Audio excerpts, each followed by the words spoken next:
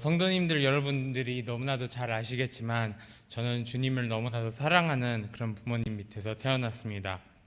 그런데 그 전에서부터 저는 어머니 뱃속에서 우리 목사님의 설교를 들었다는 사실을 아시나요? 그 당시에 목사님의 첫 설교집이었던 깨어지고 쪼개어지라를 어머니께서 편집하고 계셨습니다. 그래서 전 매일 테이프로 목사님의 설교를 그때 당시에 들을 수가 있었습니다. 그 이후 어머니께서 이제 원고를 마치시고 목사님께 드리려고 목사님을 찾아뵀다고 이야기를 하셨는데, 그때 목사님이 이야기를 하시면서 제가 뱃속 안에서 막 발로 찼다고 그런 이야기를 하셨어요. 부모님은 제가 이미 태어나기 전부터 하나님께서 사역자로 부르셔서 준비를 하고 계셨습니다. 그래서 저는 어려서부터 부모님으로부터 항상 하나님의 말씀과 예수님에 대한 이야기를 많이 듣고 경험할 수가 있었습니다. 성경 이야기도 많이 듣고 성경 인물들이 나오는 그런 이야기도 많이 듣고 자랐습니다. 그렇게 되다 보니 제가 참으로 어린 나이에 주님을 제 개인의 구주로 영접하게 되었습니다. 제가 5살 때 어머니께서 복음을 전해주시면서 저에게 설명해 주셨습니다. 자세한 상황은 잘 생각은 안 나는데, 그때 제가 기억나는 것은 제가 죄인이라는 존재이고 하나님과 떨어지게 되어서 이 영원한 이 문제를 해결하기 위해서 예수님께서 십자가에서 저를 대신해서 죽으셨다는 것을 알게 되었습니다. 그래서 전 그날 예수님을 제 개인의 구주로 영접하게 되었습니다. 저희 어머니께서 해주신 이야기는 제가 구원받고 얼마 지나지 않아서 어머니께 천국에 언제 갈 수 있냐고 제가 물어봤다고 하셨어요. 그래서 어머니는 우리가 죽은 후에 천국에 갈 수 있다고 그렇게 말씀을 하셨는데, 제가 그때 미국에서 저희 가족이 미국에서 살고 있던 터라 한글이 좀 어눌했습니다.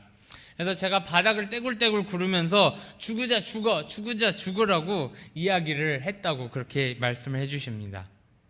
참 감사하게도 전 그리스도인이신 부모님 밑에서 기독교에 입각된 그런 학교를 다니고 또 생활을 하면서 항상 주님의 말씀에 노출된 그런 삶을 살았습니다. 그리고 또 그런 기회들을 통하여서 주님에 대해서 듣고 배우고 삶을 살 수가 있는 그런 경험들을 너무나도 많이 했었습니다. 저희 부모님도 그런 기회를 만들어 주시기 위해서 노력을 많이 하셨습니다. 지금 돌아보면 주님께서 저를 준비시키시고 주님의 사역에 부르시기 위하여서 그때부터 준비시키신 것 같습니다. 전 그렇게 5살에 주님을 만나게 되고 부모님께서 미국을 유학하시는 동안에 미국에서 성장하게 되었습니다. 제가 초등학교 2학년 때 고 제리 포엘 목사님의 손자와 저하고 같은 반이었는데, 어느 날 그 친구가 저한테 그러는 거예요. 같이 좀 친했으니까 나 이제 몇 주 뒤면은 우리 할아버지한테서 침례 받을 건데 우리 같이 침례 받자, 그렇게 저한테 이야기를 했었어요. 근데 저는 그 친구한테 나는 제리포엘 목사님한테 안 받고 한국에 돌아가서 우리 김우생 목사님한테 침례를 받을 거야 라고 이야기를 하면서 거절했던 기억이 있습니다. 전 그렇게 부모님과 함께 미국의 생활을 마치고 다시 한국으로 돌아와서 본격적으로 가나 선교를 준비하게 되었습니다.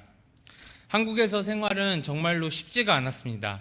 제가 초등학교 2학년 때 한국에 돌아왔을 때 한국을 떠난 지가 6년이 된 시기였습니다. 그때 당시에 영어만 제가 할 줄 알았고요. 전혀 한국말을 할 줄 몰랐던 그런 상황이었습니다. 그래서 저는 그때 당시에 한국에서 학교를 다니기 위해서 일반 초등학교에 입학하고 처음으로 한글을 배우게 되었습니다. 처음에는 선생님의 말을 전혀 알아듣지 못하고 적응하는데 굉장히 오랜 시간이 걸렸습니다. 또 그래서 왕따까지 당한 경험도 해보게 되었습니다. 그렇게 해서 한국에 1년 반의 생활을 마치고 저희 가족은 1999년 1월에 가나 땅에 처음 들어갔습니다. 한국을 출발하여 독일을 거쳐서 가나로 들어가는 그날 비행기에서 내렸던 그 상황, 그 순간은 아직도 생생하게 기억이 납니다. 비행기에 딱 내리면서 저를 제일 처음에 마주쳤던 것은 더위와 습기였습니다. 가나에 저녁에 도착했는데도 그 늦은 저녁 시간에 가나는 굉장히 더웠고 습했습니다. 전 그 더위 속에서 이제 생활을 하게 되고 삶을 살아가게 되었습니다. 가나에 도착해서 저희 가족은 적응 과정에 들어가게 되었고, 처음에 지냈던 곳은 수도 아크라 외곽에 있는 마라나타 신학교에서 생활을 하게 되고, 거기에 있는 교수진 숙소에서 처음 생활을 하게 되었습니다.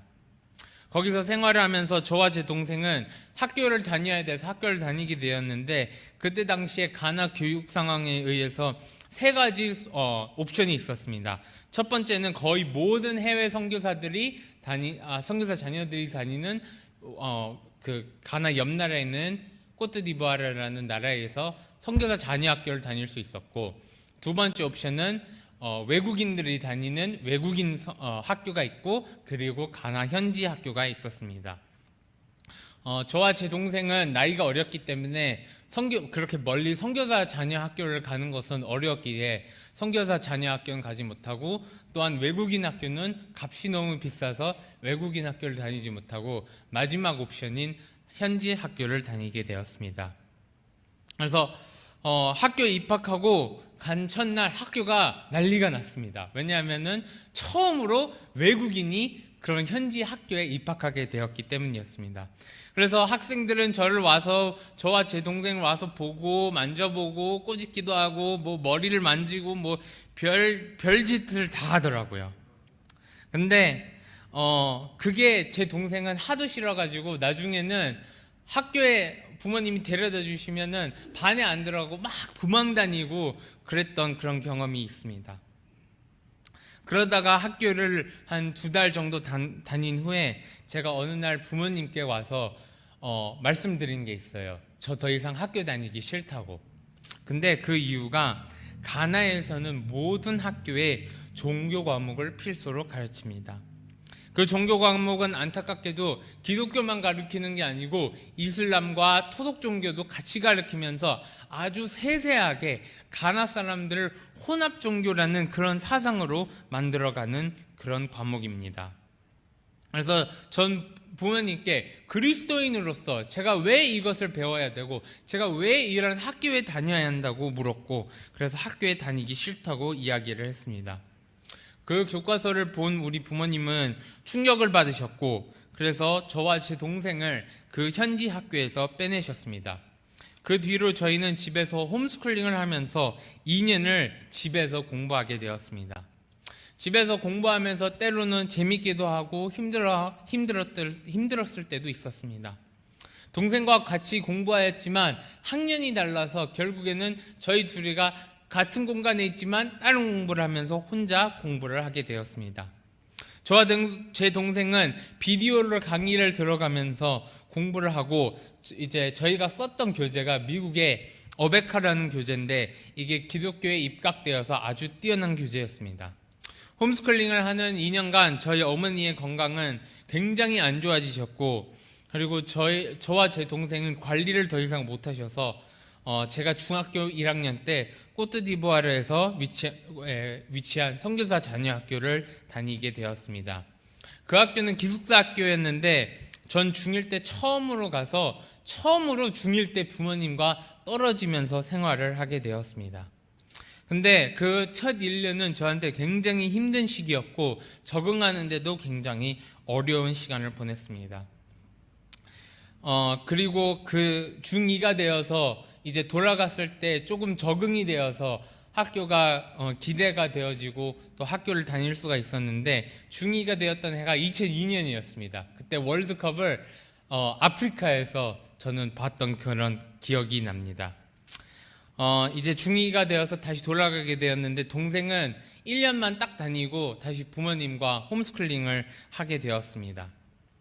이제 중2가 되어서 가을에 학교에 다시 돌아가서 이제 수업을 진행하고 학교를 다니는데 한 달 만에 학교가 있던 그 도시를 중심으로 해서 반란이 일어났어요. 그래서 그 반란이 일어나니까 정부군하고 이제 반란군하고 서로 싸우게 되고, 또 한 번은 저녁 시간이 되고 저녁을 먹은 후에 기숙사에 다시 돌아왔는데 갑자기 하늘 위로 이렇게 불빛 하나가 날아가더라고요. 근데 그게 나중에 알고 보니까 야광탄이었어요. 정부군이 수도에서 남쪽에서 내려오고 반란군이 내려와서 올라오고 반란군이 내려오고 저희 학교를 가운데다가 두고 총격전을 벌였어요. 서로 총격전을 벌이고 서로 싸우고 그런 경험이 있었습니다. 그래서 제가 그날 처음으로 전쟁을 겪어봤어요. 사람들이 총을 쏘는 소리, 이제 수류탄이 던져지는 그런 소리들을 듣고 경험을 하게 되었습니다. 그래서 그때부터 학교가 폐쇄가 되고 학교를 다니지 못하고 기숙사에만 생활하게 되고 또 식사도 제대로 못하고 그런 어려운 상황을 겪게 되었습니다. 그렇게 많은 사람들이 이 학교에 갇히게 되고 한 300~400명 정도가 선교사 자녀와 또 그 기숙사의 보모로 생활한 선교사님들이 한 300~400명 계셨는데, 그렇게 어려운 상황이고 위험한 상황이 되어서 미국이 특수군을 보내서 저희를 구출하는 작전을 펼쳐서 저희가 구출되었습니다. 근데 그날 이렇게 구출되어서 이제 수도로 가는데 보통 그 길이 1시간 반에서 2시간 거리인데 돌아서 안전한 길을 찾는다고 12시간이 걸려서 그렇게 수도로 도착할 수가 있었습니다. 수도로 도착한 뒤에 미군 군 수송기를 타고 가나로 안전하게 돌아오게 되었습니다.